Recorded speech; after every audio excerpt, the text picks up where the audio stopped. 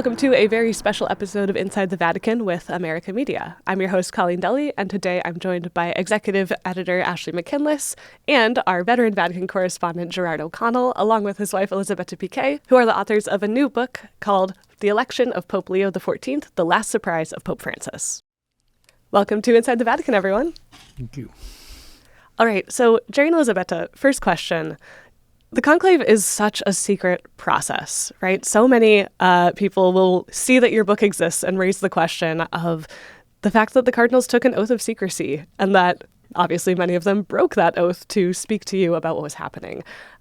So why do you think it's important for people to know what happens inside of this secret election? I like to say the Cardinals, yes, they took an oath of secrecy, but they also had a personal religious experience in the conclave.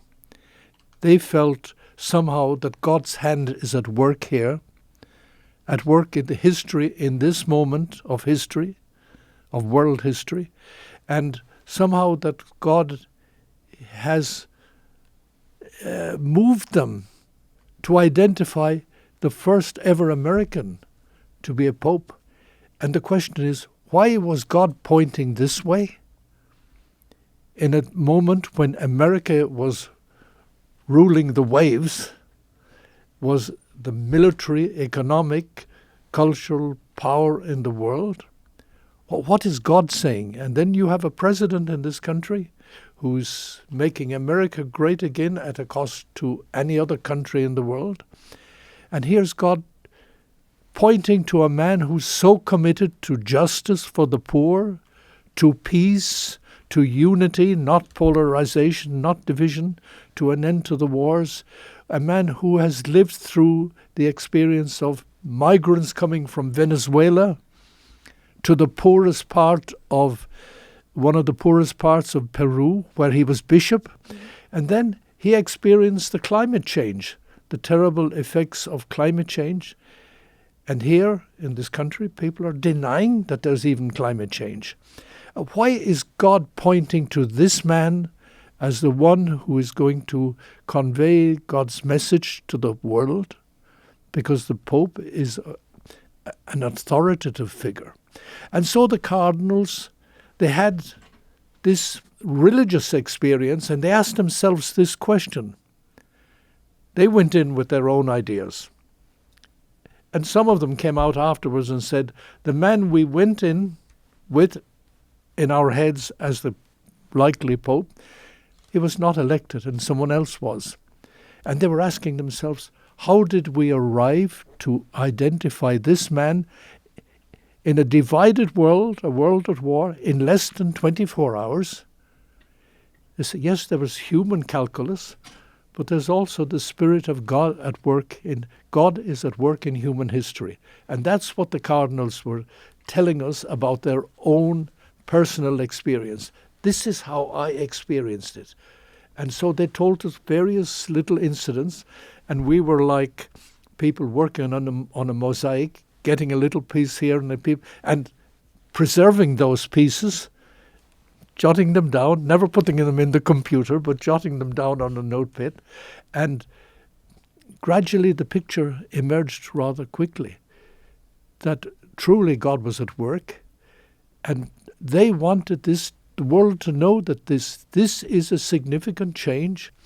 And so what the Cardinals were saying, this is a historic moment. It's important that people understand what is happening and what is God saying to us by helping us to select a Pope who's committed to social justice in a world where justice has little space today. And Betta, what do you say to those Catholics that are scandalized by this idea of cardinals breaking their oath, which I think means they're automatically excommunicated? Well, I would say, first of all, I would tell what was the reaction of Pope Leo when we were going to his first international trip to Turkey and Lebanon. And as you know, he kept the tradition of Pope Francis to go and say hello to all the journalists. We were there. And we gave the book that was the first was in Spanish, and he was not scandalized at all, first of all. So I think the reader, it's good to know. And he said, yes, I knew about the book, and he was very relaxed, happy to have the book, because he told us that he heard about the book because he had read some articles. So first of all, the Pope wasn't scandalized. So this also speak about Pope Leo, that is someone normal. As would say Pope Francis, no, the scandal of normality. He wouldn't.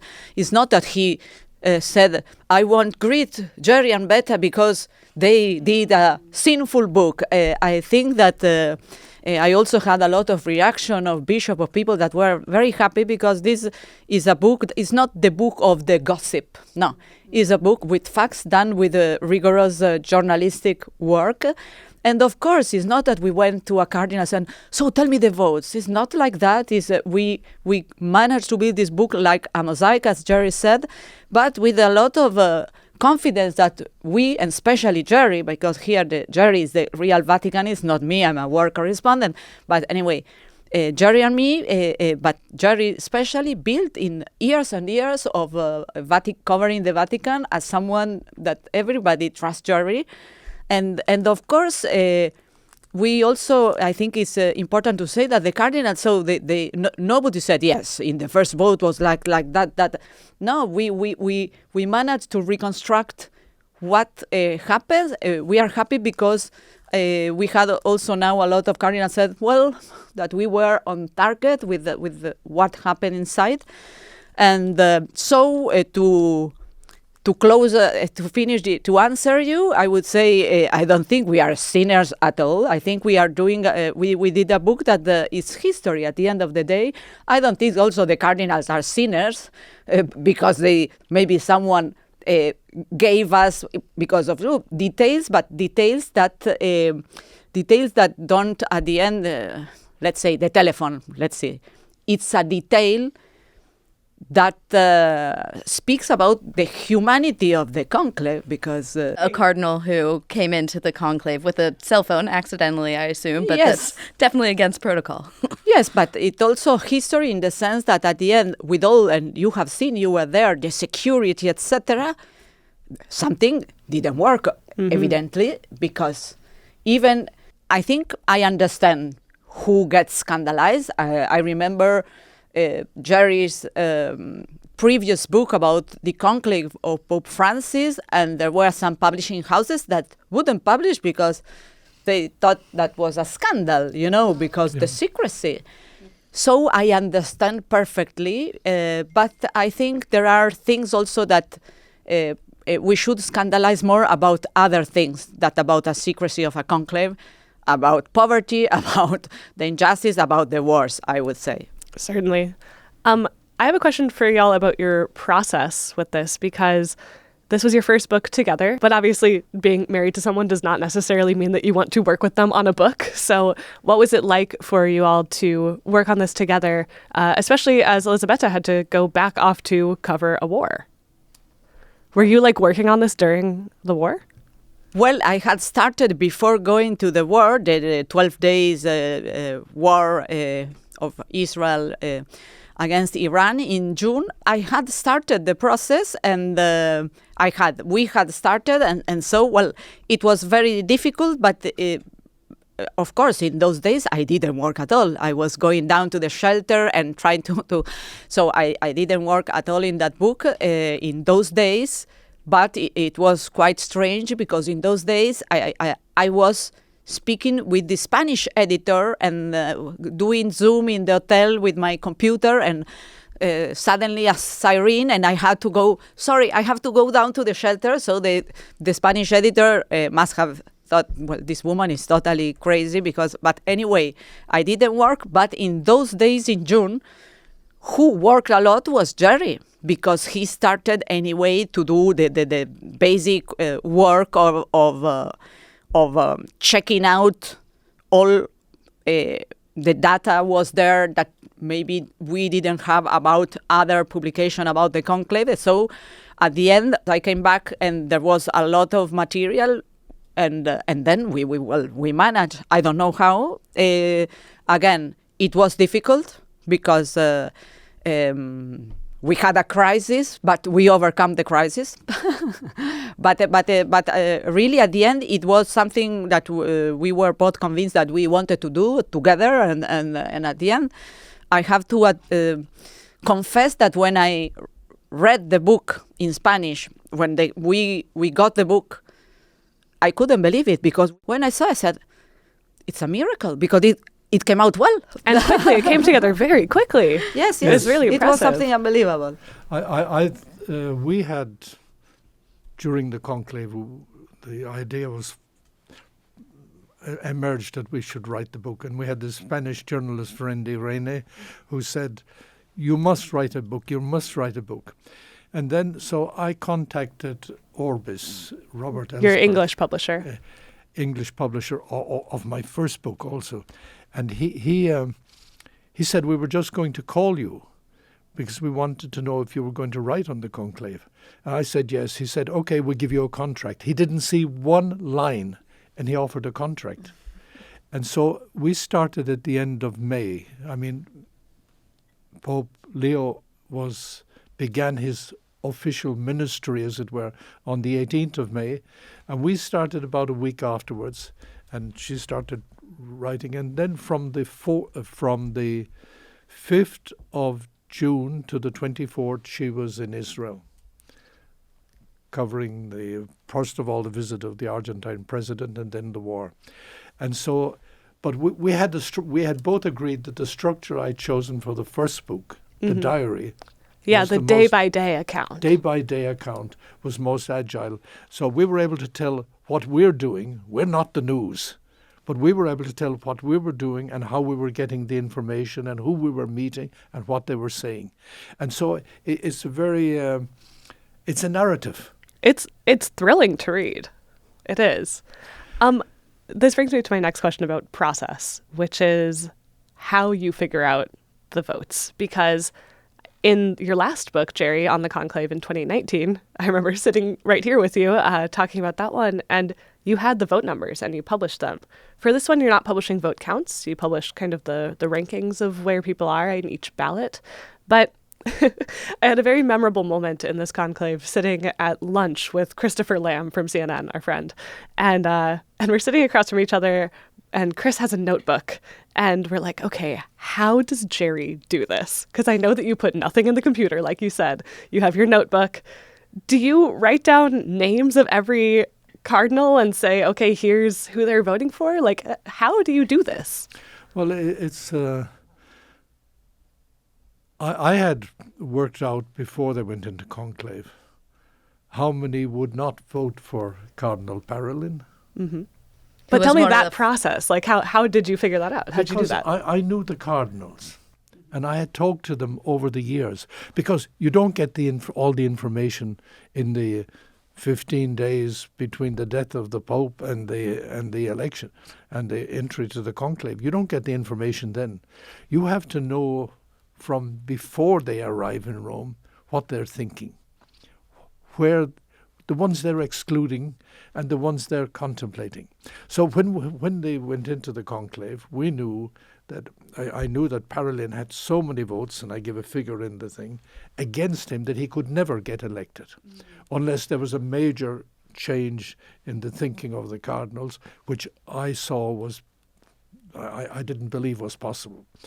Then I also saw that Cardinal Tagle, who was the other main challenger, that potentially he had quite a lot of votes, but I saw that the Asians were divided, and I saw that he was being attacked ferociously for example, singing the John Lennon song. This is the video that circulated of him singing karaoke. Yes, and he was being attacked because he has a friend who owns a casino in Macau. Right, they tried to make up the gambling rumors. It was really kind of mud throwing at him to knock him out. But it impacted the cardinals, who said, has he got this baggage? And then there was other problems on how he was managing. So I understood that he's not going to get elected either. He got some lesser votes than I imagined. And then when it came to the conclave, We give very close votes. Yeah, you'll say like mid-20s or something, for example. Yeah, we say the mid-20s. In fact, the first vote, there was about a handful of votes separating the first and the last, the first three runners. Gerry mentioned kind of the mud throwing that was targeted at Cardinal Tagle. And Elisabetta, I'm curious how much that kind of mud throwing or pressure campaigns, whether from within the College of Cardinals or from outside interests, affects how things go in the end. Because obviously that seems kind of like dirty politics. But like Gerry said, the Church or the Holy Spirit can work through politics and history, and that's a part of it. Well, we saw this in all the three conclaves we covered, and also in history of other conclaves, there was more violence of interference, emperors blocking or putting a veto, maybe assassination. I don't know. So this, but in this conclave, and also because there was a lot of opposition, we know, and very noisy to Pope Francis. There was a sector of the church that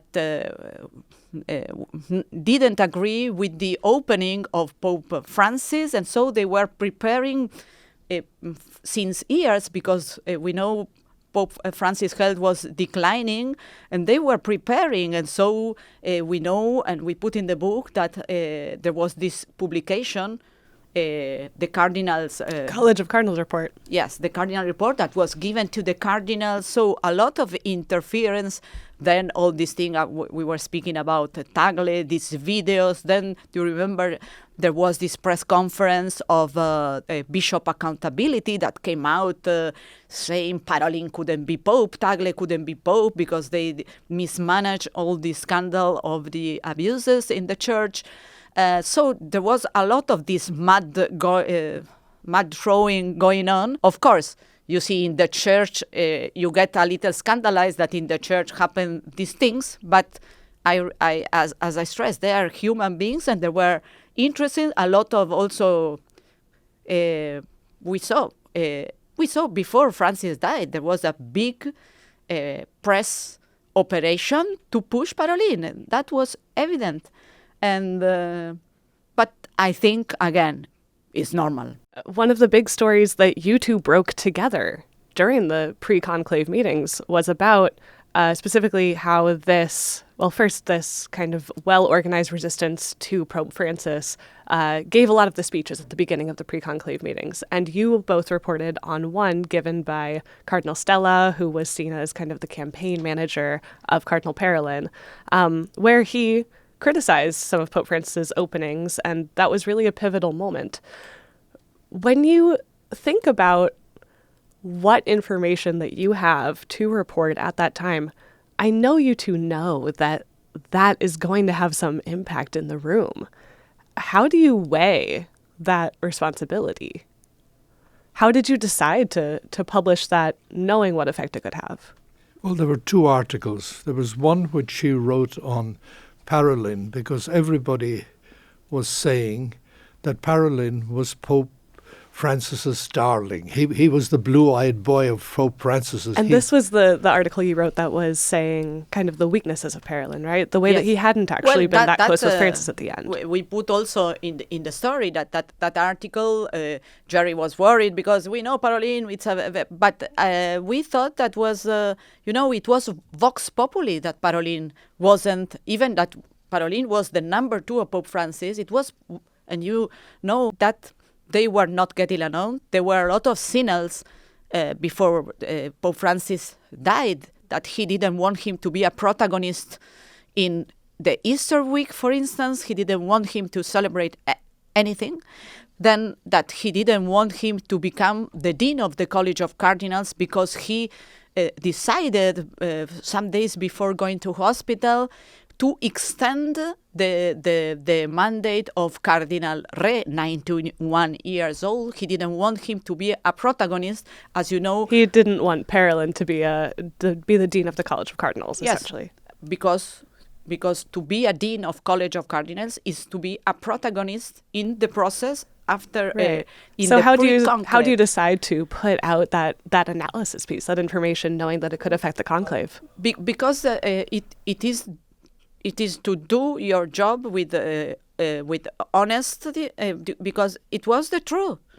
So it was popular, and what we were surprised is that nobody, especially in the Italian media, would put, but it was Vox Populi, and someone had to do it. And also, the reality, we have to write the truth. So that is the truth. And everybody knew that we knew very well Pope Francis, and so it wasn't. So we knew that would have an impact, and it was a hard decision, but it was what we thought that was right to do in that moment. Yes, our credibility was at stake by writing that story.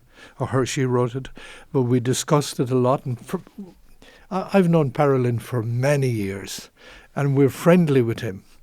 I saw him, I had an hour with him in December, private conversation. So we knew him. So it was painful to put it out, but it was important to put it out.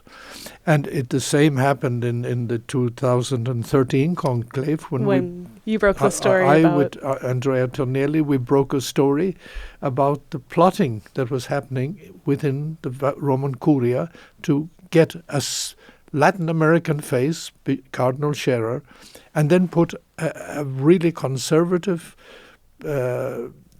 controller as Secretary of State. Yeah, almost running them as a ticket. Yes, the Scherer ticket. And the same happened way back in, I think, at the beginning of 1978, when there was an Italian cardinal who gave an interview before the conclave to a journalist, really making clear he was going to roll back the Second Vatican Council if he became elected Pope. He had the agreement with the journalists, he wouldn't publish it until they went into conclave. But the editor saw the story and said, no, this has to come out before it goes into conclave. And the cardinals went into conclave with this story in the paper under their arm. Wow. And it blocked him. Wow.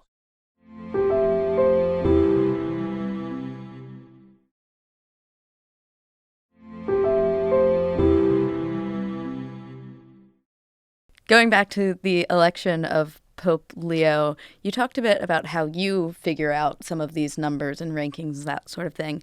I'm curious about the internal dynamics of the College of Cardinals, about how they figure out these blocks. And I don't know, we've talked kind of in political language, so like how these coalitions form and how you say in the book, Prevost went in knowing he might have around 20 votes. Are cardinals going up to each other and saying, all right, you've got my vote? Like, how does it work? Well, it's also a listening process on our part.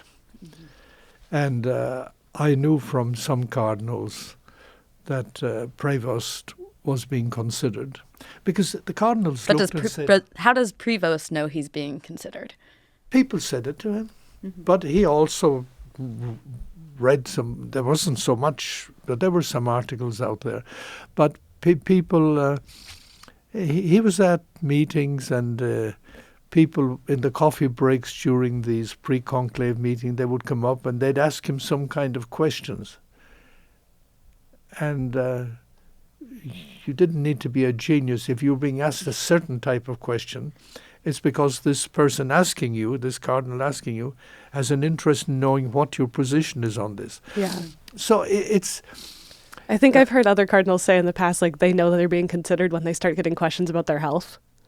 Well, Cardinal Bergoglio, at lunchtime, on the day he was elected, one cardinal pushed out, an influential cardinal, I know the name, he pushed out that he had one lung. Mm-hmm. Not true. There was another thing that he had handled badly, an abuse case. This was at the lunchtime. They saw he was on the track to being elected, and they tried to block him.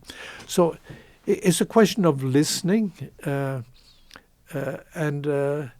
I picked up that Prevost had more than 20 votes going in. Mm-hmm. And I knew that first vote is critical. What was the Prevost coalition? Who was coming around to make him the ultimate choice? Well, we tell in the book, we tell the story that one of his first backers was the Cardinal of Chicago, Supich. We say who was at the same time giving an interview saying there would never be an American Pope. Yes. I think, as Beta has written as well, the fact that Prevost was under the radar. He wasn't perceived as a front runner, like Bergoglio in 2013. This really worked to his advantage. And John Paul II, Cardinal Wojtyla, in 1978, in the Italian radio, he was number 34 as possible candidate. So being under the radar. No. Imagine you said, Cardinal Kupich said, there won't be an American Pope. Imagine if he was said, I think Prevost could be a Pope. Yeah, no, he it would have tank burned. him. He would have burned. Absolutely. So that was also a very clever strategy for this group supporting Prevost to keep it very under the radar, as say Gerry. It was the same that happened in 2013 with Bergoglio, that I remember everybody, no, he's not a candidate, and then So well, yeah, and being under the radar sort of protects you from some of the mudslinging that happens before. I think it's also important for us to say there's kind of two dynamics to name. One is that there are coalitions going in that are backing various people, and that was the question that Ashley was getting at, was, you know, who was behind Prevost. The other thing is that once you get in, it is the same exact people voting over and over again. People have to change votes. They have to come together on a candidate based on how things are moving in the room. So I guess the other question here is, how do you explain Leo's wide appeal? Why was it him that people who may have been Parolin voters, may have been Erdo voters, may have been Tagle voters, were able to converge on? Well, also seeing how he was handling, because as we were saying, the God's sense of humor, but he was one of the people chosen by a kind of lottery inside of the conclave to be the scrutator, you say in English. Yeah, scrutineer, right?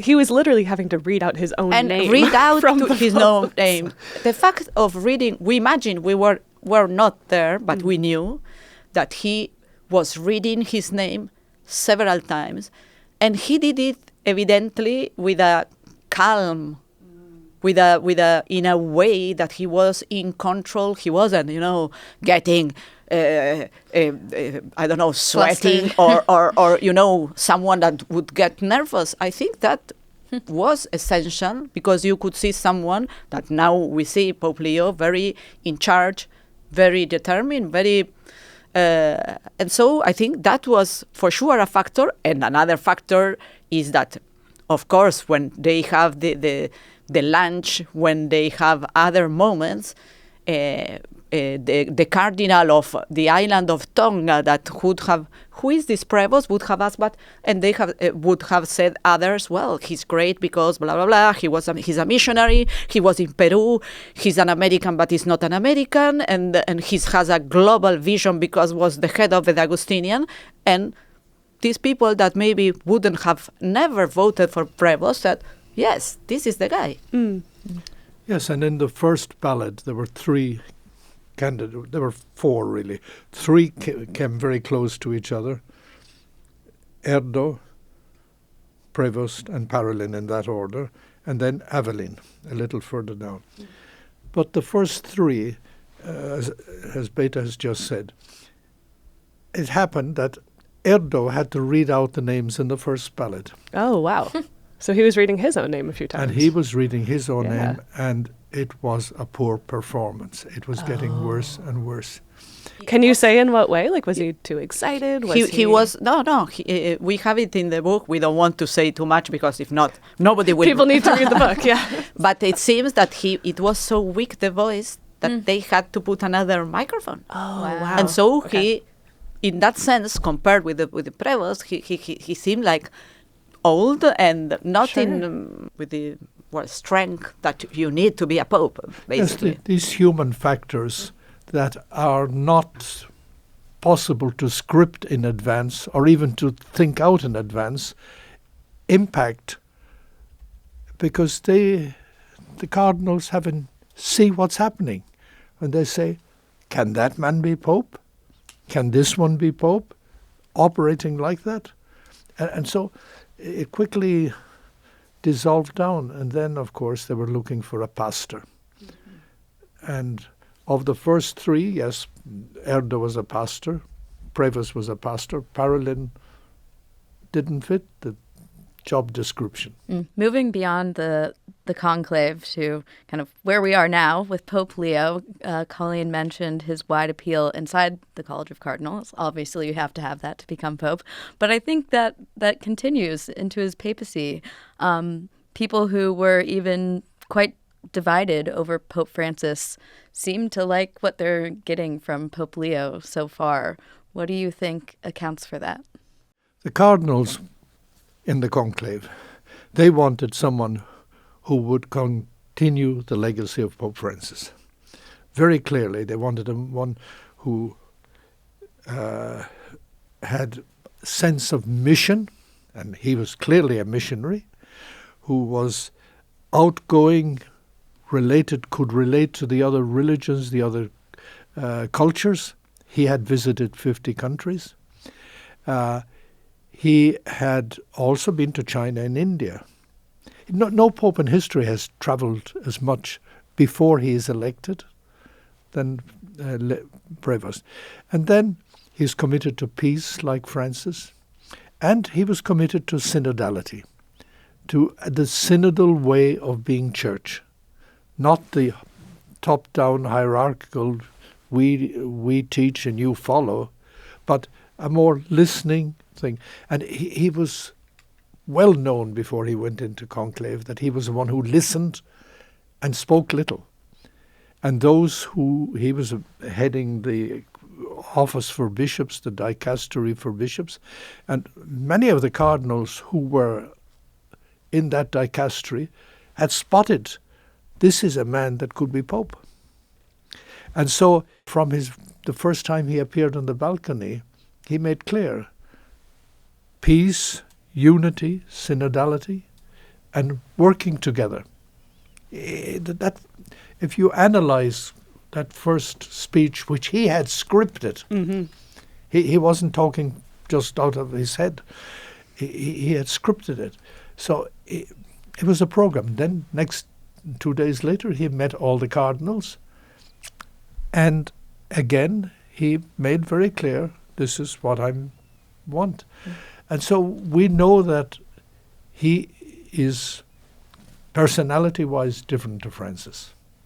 Do you think that accounts for why some of Francis's critics are warm to him still? Is it just a matter of style? Well, he doesn't have what Beto says. You say he doesn't have a Latin character.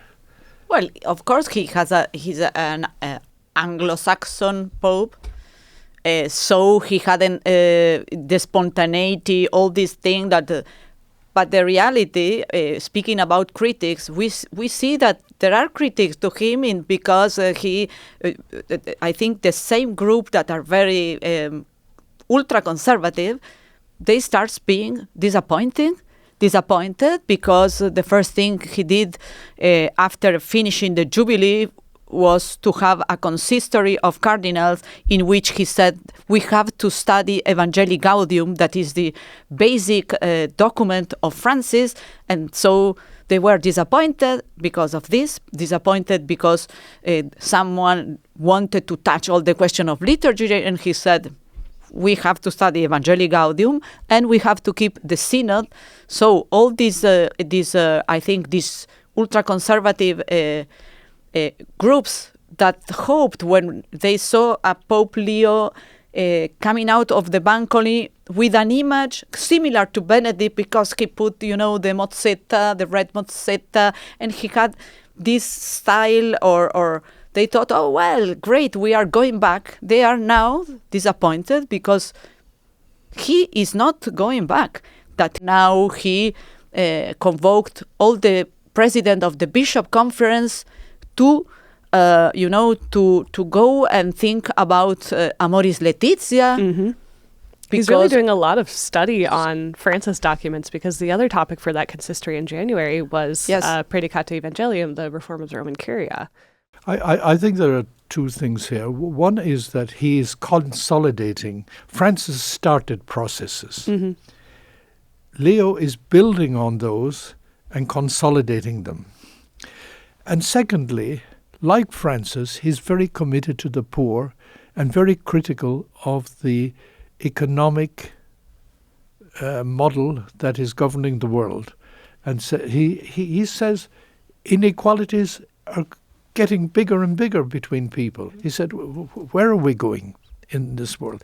And the fact that Francis was heavily criticized at the beginning because of his critique of the economy. He said, this economy kills. Leo is saying the same in different language.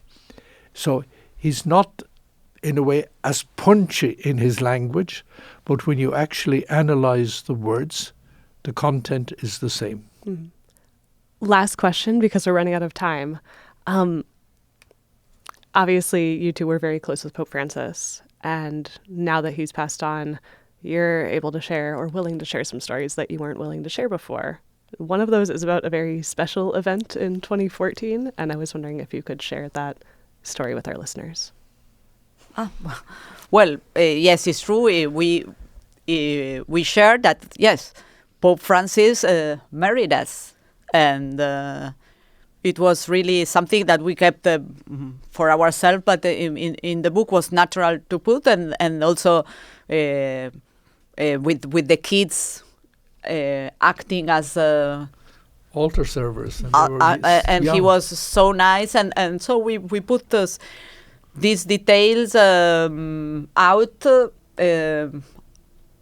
There was also a discussion if we had, because it was natural to put it, and but there was a discussion of shall we or not, and also Juan Pablo and Carolina participate of the discussion. These are your kids.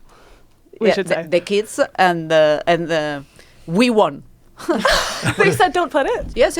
We won in the sense that me and the kids, we said yes, and he was the only one. He's always the that. censor. He's the censor. Oh my goodness. No, but I think it's part of the story, the reality. And it comes at a really moving point where you're at the kind of private viewing of the body in Santa Marta, and you're thinking about this important memory that you have. It was a really touching part of the story. It's a happy story, but also a very sad one. Oh no. Well, in that sense, it's all true, because I didn't recognize myself in that moment that I put, because I never thought that I had that reaction, but it happened, and well, I put it. I wept too. Yeah, I believe it. Yes, but I think I said, we lost a friend on earth, because he was really a friend of the family. I mean, I said to him one occasion, you are the spiritual father of our family. And he was, because in moments of difficulty in various, which really we didn't put in the book, difficult moments, he was always so close to us. So I said, we lost a friend on earth, now we've gained one in heaven. All right, we'll leave it there. For so many more special stories from the conclave, from your friendship with Pope Francis, check out The Election of Pope Leo, The Last Surprise of Pope Francis. It's available from Orbis Books or wherever you like to get your books. Gerry and Betta, it was so good to have you here, and also for all of us to be in the same room together. Ashley, thank you for co-hosting with me. Thank you. It's great to be with you, and to have Beta with us, because she's usually at war. I was very relieved that you could make it. All right, now we can eat. That was fun. That was great. Thank you. Thanks, y'all.